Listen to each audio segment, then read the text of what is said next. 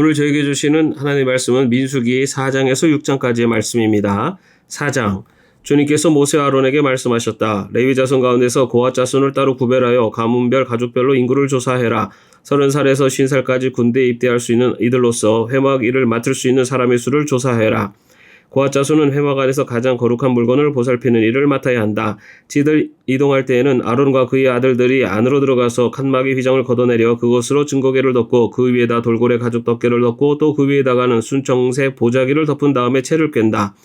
다음에는 늘 차려놓는 상위에다가 청색 보자기를 펴고 그 위에다 대접들과 종지들과 부어드리는 제물을 담는 병과 잔들을 놓고 늘 차려놓는 빵도 그 위에 놓는다.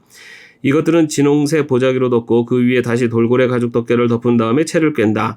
그런 다음에 청색 보자기를 가져다가 불 켜는 등잔대와 등잔과 부집개와 불똥 접시와 그것들과 함께 쓰는 모든 기름 그릇을 싸고 그 등잔대와 거기에 딸린 모든 기구를 다시 돌고래 가죽 덮개로 덮어서 들것 위에 얹는다. 다음에는 금제단 위에 청색 보자기를 깔고 그 위에 돌고래 가죽 덮개를 덮은 다음에 채를 깬다. 성소 예식에 쓰는 그 밖의 모든 기구는 청색 보자기로 싸고 돌고래 가죽 덮개를 덮어 들것에 얹는다. 제단의 경우에는 거기에 담긴 재를 모두 쳐내고 그 위에 자주색 보자기를 깔고 거기에다가 예식에 쓰는 모든 기구 곧 불 옮기는 그릇들과 고기를 집는 갈고리들과 부삽들과 쟁반 등 제단에 사용하는 모든 기구를 얹고 돌고래 가죽 덮개로 덮은 다음에 채를 깬다. 진이동을 앞두고 이렇게 아론과 그의 아들들이 거룩한 물건들과 그 물건에 딸린 모든 기구를 다 쌓아놓으면 비로소 고핫 자손이 와서 그것들을 둘러매고 간다. 이때 거룩한 물건들이 그들의 몸에 닿았다가는 죽는다. 이처럼 회막에 거룩한 물건들을 옮기는 일은 바로 고핫 자손이 맡는다. 불 켜는 기름과 분향에 쓰이는 향품과 늘 바치는 곡식 제물과 성별하는 데 쓰는 기름을 비롯하여 온 성막과 그 안에 있는 거룩하게 구별하여 쓰는 모든 것과 거기에 딸린 기구들은 제사장 아론의 아들 엘라살이 맡는다. 주님께서 모세 아론에게 말씀하셨다. 너희는 고핫 가족들로 이루어진 갈래를 레위 사람 가운데서 끊어지지 않게 하여라. 가장 거룩한 물건에 가까이 갈 때 그들이 죽지 않고 살게 하려면 아론과 그의 아들들이 함께 들어가서 그들 각자에게 할 일과 그들이 옮길 짐을 하나하나 정해 주어야만 한다. 그래서 그들이 함부로 성소 안으로 들어갔다가 순간적으로나마 거룩한 물건들을 보게 되어 죽는 일이 없게 해야 한다. 주님께서 모세에게 말씀하셨다. 너는 게르손 자손도 가족별, 가문별로 인구를 조사하여라. 30살에서 50살까지 군대에 입대할 수 있는 이들로서 회막 일을 맡을 수 있는 사람을 모두 등록시켜라.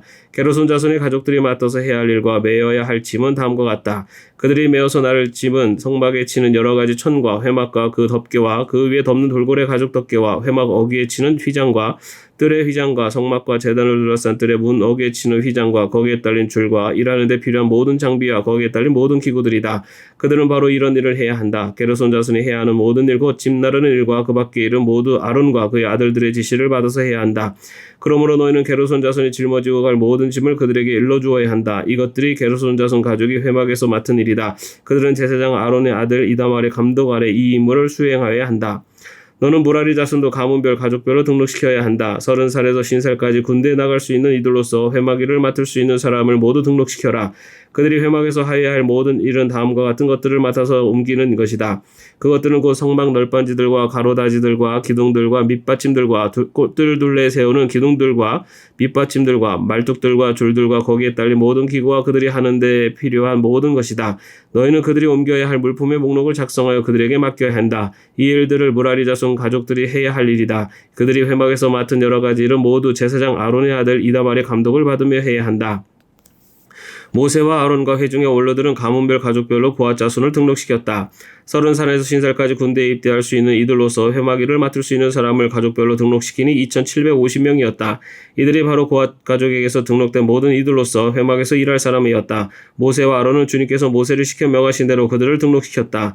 게르손 자손 가운데서 가족별, 가문별로 등록된 이들은 30살에서 50살까지 군대에 입대할 수 있는 이들로서 회막 일을 맡을 수 있는 사람이었다.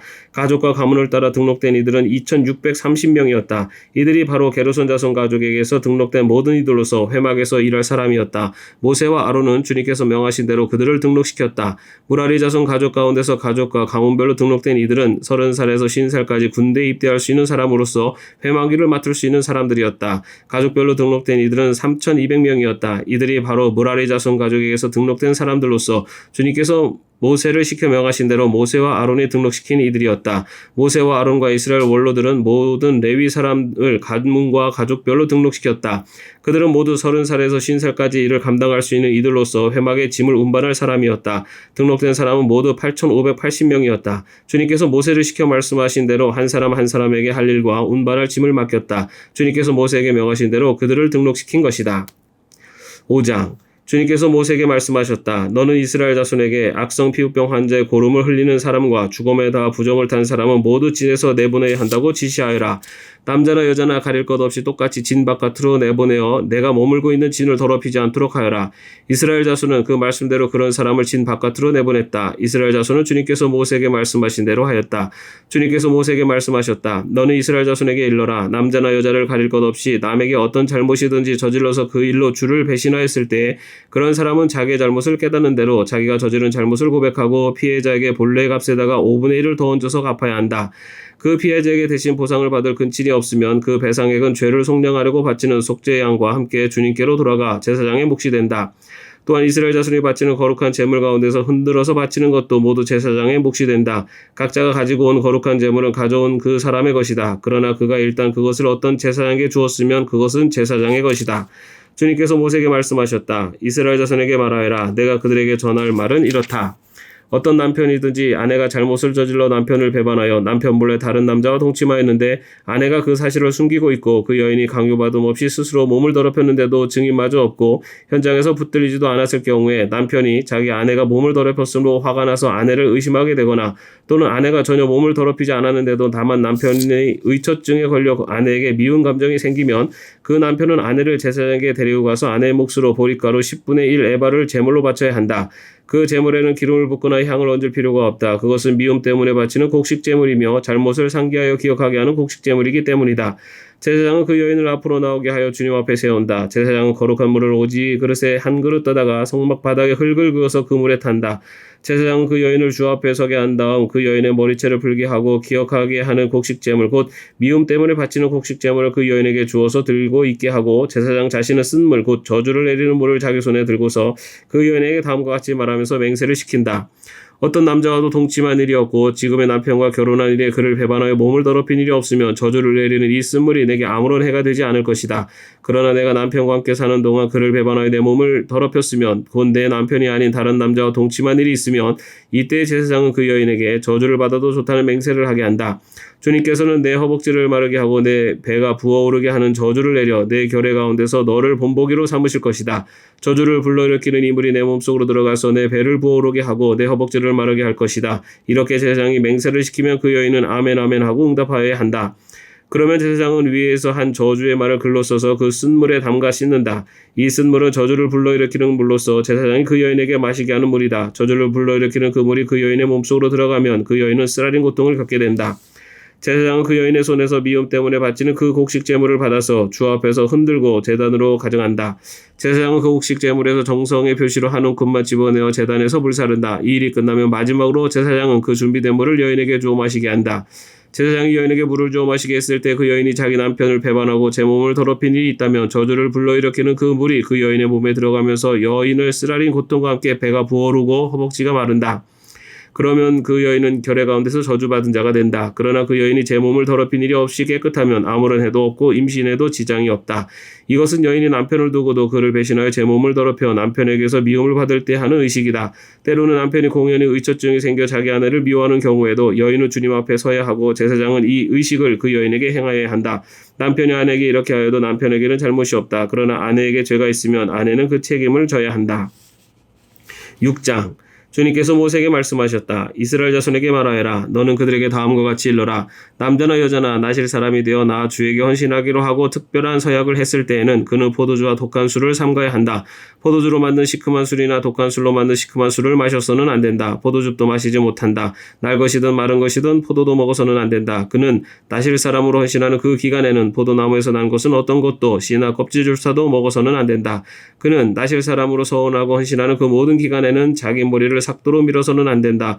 나 주에게 헌신하는 그 기간이 다 찰 때까지는 거룩한 몸이므로 머리털이 길게 자라도록 그대로 두어야 한다. 그는 나 주에게 헌신하기로 한 그 모든 기간에는 죽은 사람에게 가까이 가서도 안 된다.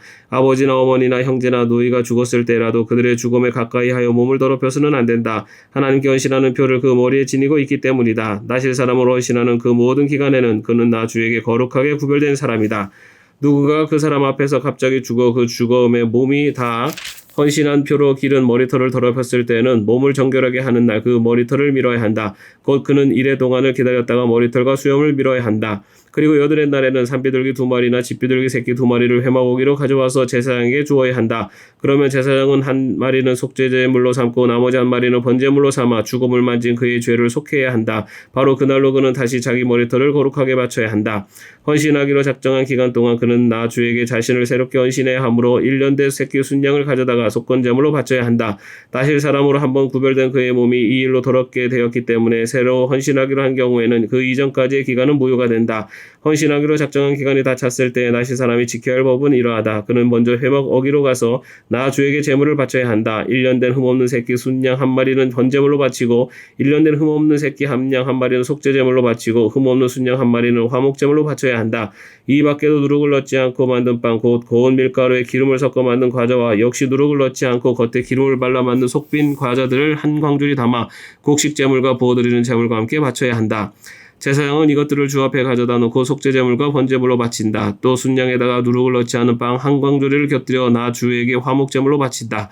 제사장은 또한 그 나실 사람이 가지고 온 곡식제물과 부어드리는 제물도 함께 바친다. 그렇게 한 다음 나실 사람은 그가 바친 자기 머리털을 회막에서 밀고 바친 그 머리털은 화목제물 밑에서 타고 있는 불 위에 얹어 태운다. 나실 사람이 바친 그 머리털을 다 밀고 나면 제사장은 삶은 순양의 어깨고기와 광주에서 꺼낸 누룩을 넣지 않고 만든 과자 1개와 누룩을 넣지 않고 만든 속빈 과자 1개를 모두 그 나실 사람의 두 손에 얹었다가 그것들을 흔들어서 그것을 나 주에게 드리는 흔들어 바치는 제물이 되게 하여야 한다. 그것들은 흔들어 바친 가슴고기와 높이 들어 올려 바친 넓적다리 고기와 함께 제사장이 받을 거룩한 몫이다. 이런 절차가 다 끝나면 그 나실 사람은 포도주를 마셔도 된다. 이것이 바로 나실 사람이 지켜야 할 법이다. 그러나 만일 한 나실 사람이 될 때 나 주에게 제물을 바치기로 서약하였고 더 나아가 그가 바쳐야 하는 것 말고도 더 바치기로 서약하였으면 그는 나실 사람이 지켜야 할 이 법을 따라 그가 서약한 것을 그대로 실천하여야 한다. 주님께서 모세에게 말씀하셨다. 너는 아론과 그 아들들에게 말하여라. 그들이 이스라엘 자손에게 복을 빌 때에는 다음과 같이 빌라고 하여라. 주님께서 당신들에게 복을 주시고 당신들을 지켜주시며 주님께서 당신들을 밝은 얼굴로 대하시고 당신들에게 은혜를 베푸시며 주님께서 당신들을 고이 보시어서 당신들에게 평화를 주시기를 빕니다. 그들이 나의 이름으로 이스라엘 자손에게 이렇게 축복하면 내가 친히 이스라엘 자손에게 복을 주겠다.